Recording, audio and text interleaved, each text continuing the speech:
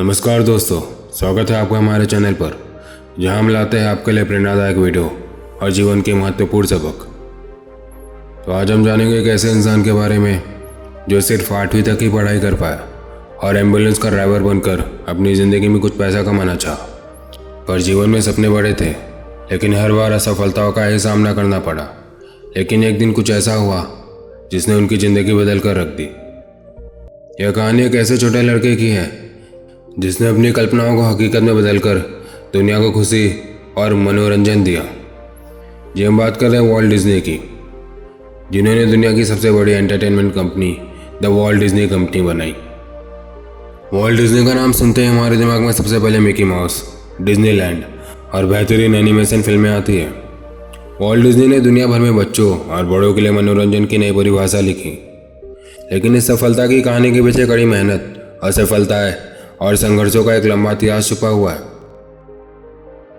Walt Disney का जन्म 5 दिसंबर 1901 को शिकागो, अमेरिका में हुआ। उनके पिता एलियास डिज्नी एक सख्त व्यक्ति थे, जबकि उनकी मां फ्लोरा एक दयालु और प्यार करने वाली महिला थी। वॉल्ट का बचपन बहुत ही साधारण था, लेकिन उनके मन में कला और चित्रण का गहरा लगाव था। जब वे छोटे थे तो उन्होंने अपने पड़ोसियों के लिए कार्टून बनाए और उन्हें बेचने की कोशिश की।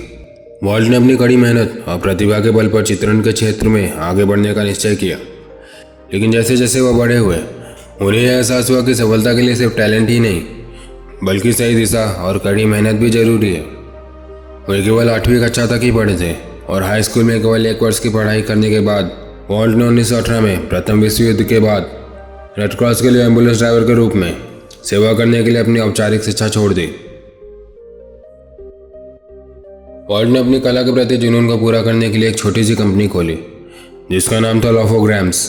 लेकिन यह कंपनी ज़्यादा सफल नहीं हो पाई। आर्थिक तंगी और अन्य समस्याओं के कारण उन्हें कंपनी बंद करनी पड़ी।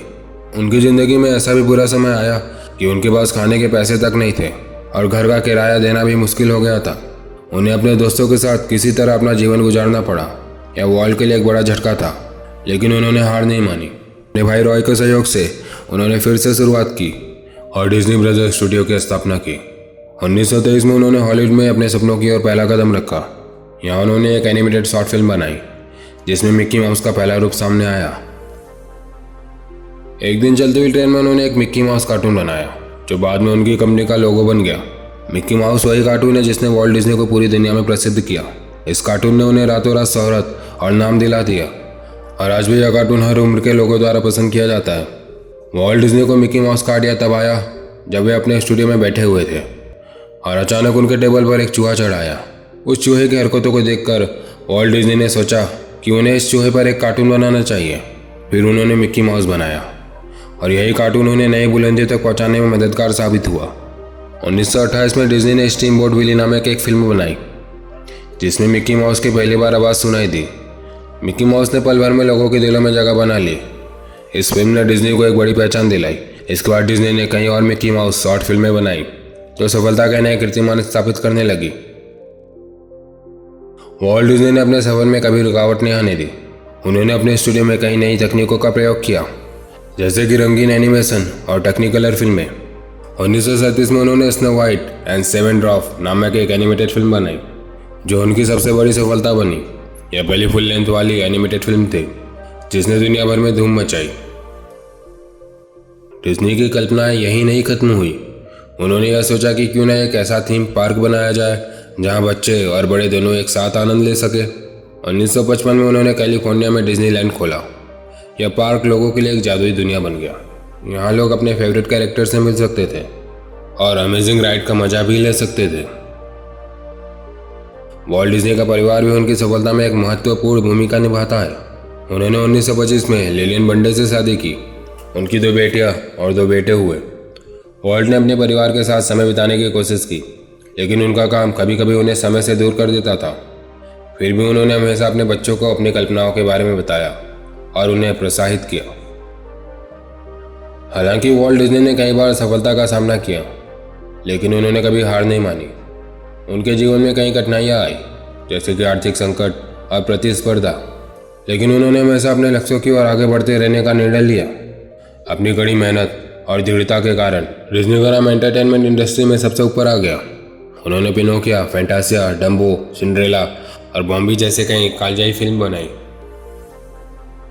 वॉल्ट डिज्नी का निधन 15 दिसंबर 1966 को हुआ, लेकिन उनकी विरासत आज भी जीवित है।